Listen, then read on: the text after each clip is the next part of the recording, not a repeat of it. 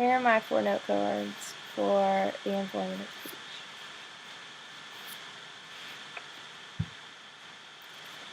According to the American Occupational Therapy Association, what matters to you, not what's the matter with you, is the question that occupational therapists ask.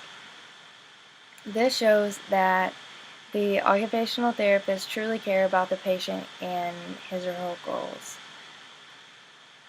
I believe that everyone has encountered trials and adversity at times, and the attitude of the people around them truly affects how they take on these goals or take on these challenges.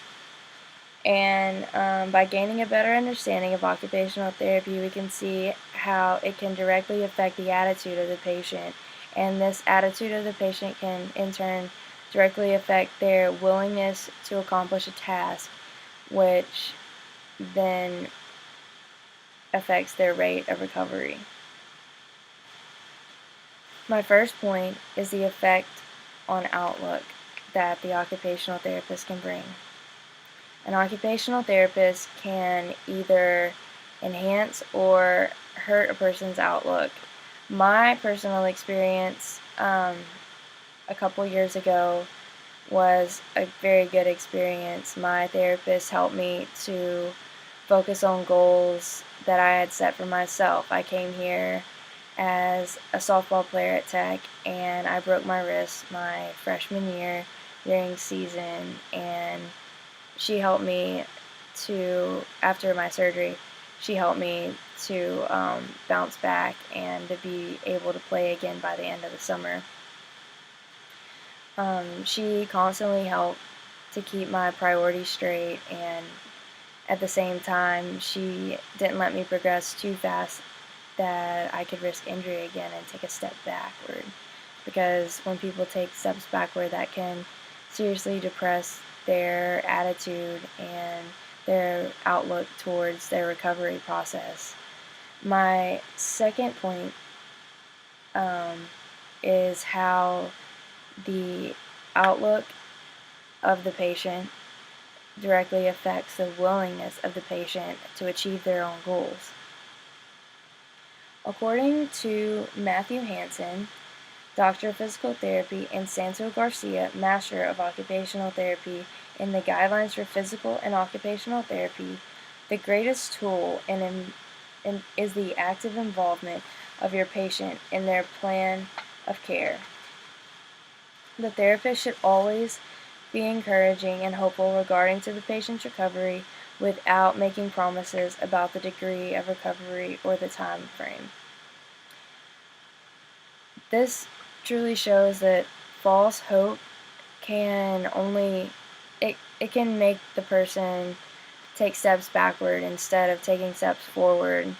It's not honest. It can make the person depressed because they are expecting to have recovered more than they are, or expecting to have adapted faster. But realizing that everyone recovers at different rates is extremely important, and not promising these things to a patient is very important. But I do believe that it is important to celebrate even the smallest victories, so that they are encouraged and they want to achieve things one small step at a time, because these small victories truly matter when overcoming these big obstacles. Now that we have discussed the second point, I will now move on to my third. My third point is how the willingness of the patient and their recovery process directly affects the rate of recovery. Everyone encounters something in life that isn't easy, and each person has their own thing. The third point that I have looked at today is I looked at amputeecoalition.org, and I found that nearly 2 million people in the United States are amputees. And of these people, 45% of them are from trauma.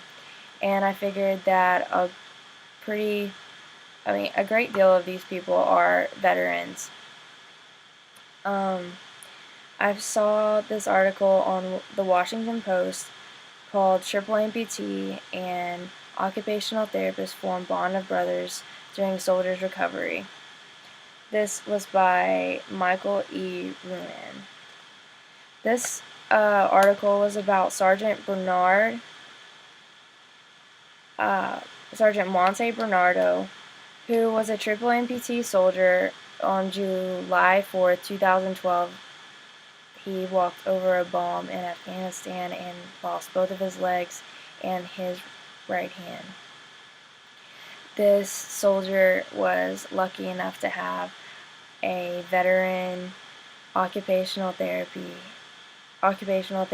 by the name of Captain Eric Johnson, and Captain Johnson showed him the importance of persevering and all that he had to live for. In conclusion, everyone goes through their own adversity, and I found a quote by Malcolm X that there is no better than adversity. Every defeat, every heartbreak, every loss contains its own seed, its own lesson on how to improve your performance the next time.